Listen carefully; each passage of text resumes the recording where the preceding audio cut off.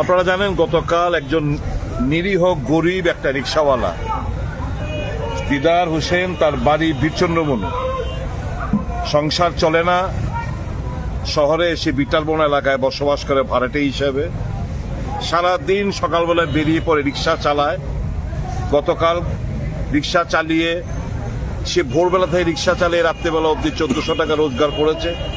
200 টাকা রিক্সার মালিক, সে মালিককে দিয়ে সে যখন বাড়ি ফিরছিল বাঁধের পাড় দিয়ে তার ভাড়া বাড়ি বিটালবনে যাবে, তখন দিদার হোসেনকে দেখে জিজ্ঞেস করলো নাম কি?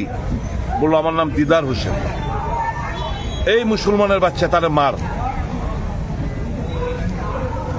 তাকে ওখানে একটা বালুর জমা ছিল রাস্তার পাশে, তাকে প্রথমে বালুর মধ্যে চাপা দিয়ে দিয়েছিল। তারপর সে কোনো মতো ওখান থেকে ওঠার পর বেধড়ক তাকে মারধর করা হয়েছে, এই মর্মে যে সে একজন মুসলমান, মুসলমানকে থাকতে দেওয়া হবে না। যেরকমটা বাংলাদেশে মৌলবাদী শক্তিরা হিন্দুদের উপর আক্রমণ করছে, এখানেও ঠিক ভারতবর্ষের মধ্যে মৌলবাদী শক্তি যারা আরএসএস এর বিচারধারায় বিশ্বাস করে, তারা এই নিরপরাধ নিরীহ একজন লোককে, গরিব লোককে, সে মুসলমান বলে তাকে বেধড়ক কালকে মারধর করা হয়েছে।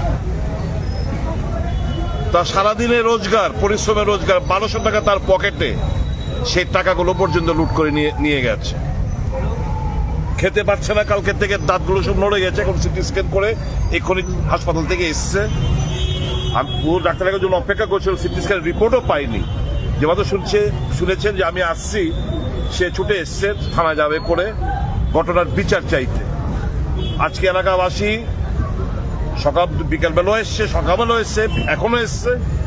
শুধু একটাই, যারা দোষী তাদেরকে গ্রেপ্তার করো, দৃষ্টান্তমূলক শাস্তি দাও, যেন ছোঁয়াচে রোগের মতো এটা যেন না ছড়ায়। এটা রীতি টানতে হবে।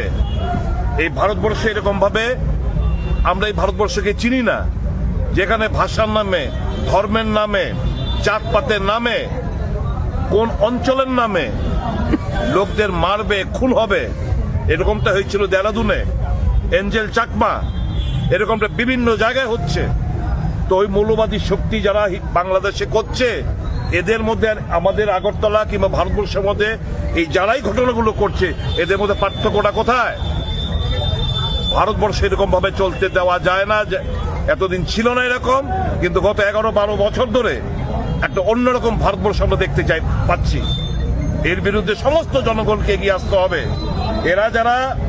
এরা যারা কট্টর মুসলমান বিরোধী এবং হিন্দুত্ব এজেন্ডা বলে, এরা হিন্দুত্বকে বদনাম করছে, সনাতন ধর্মকে বদনাম করছে। এরা বোঝে না যে আমাদের সেদিন করে বলেছিলাম, এমন কোন বক্তব্য কিংবা এরকম কোন স্টেপ নেওয়া উচিত নয়। সত্যিকারে যদি হিন্দু বিশ্বাস করে, সনাতন ধর্ম বিশ্বাস করে, যেটার প্রভাব বাংলাদেশে গিয়ে পড়বে। এই জিনিসগুলো ইচ্ছে করে করছে, যাতে বাংলাদেশের মিডিয়া এই জিনিসগুলো ক্যাপচার করে ওখানে সনাতনীদের উপর আক্রমণ চালানো হয়, এবং এই ভারতবর্ষে ভোটে সেটা কনভার্ট করতে লাভবান হয়। শাসক গোষ্ঠী এটাই চাইছে, মানে মানুষ ওখানে বাংলাদেশ হিন্দুরা মারা যাক, তার ভোট চাই, বিজেপি আরএসএস এর ভোট চাই। কাজেই এই মুসলমানদের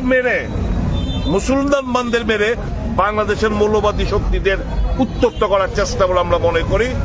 ঘৃণা জানাই, ঘৃণা বর্ষাই এই সমস্ত আক্রমণের যারা করছে, তাদেরকে আমরা ঘৃণা বর্ষাই, এবং শুভবুদ্ধি সম্পন্ন মানুষ প্রতিবাদ করবে, এগিয়ে আসবে, এবং মানবতা সর্বপ্রথম প্রাধান্য পাবে, এই বিশ্বাস আমরা আছি। আজকে থানার মধ্যে এসেছিলাম বিচার চাইতে, আশ্বস্ত করেছেন যে অবিলম্বে খুব দ্রুততার সঙ্গে তদন্ত চলছে। যারাই জঘন্যতম ঘটনাগুলো করেছে তাদেরকে চিহ্নিত করে তাদেরকে গ্রেপ্তার করবে এবং তাকে বিচার পাইয়ে দেবে। ধন্যবাদ।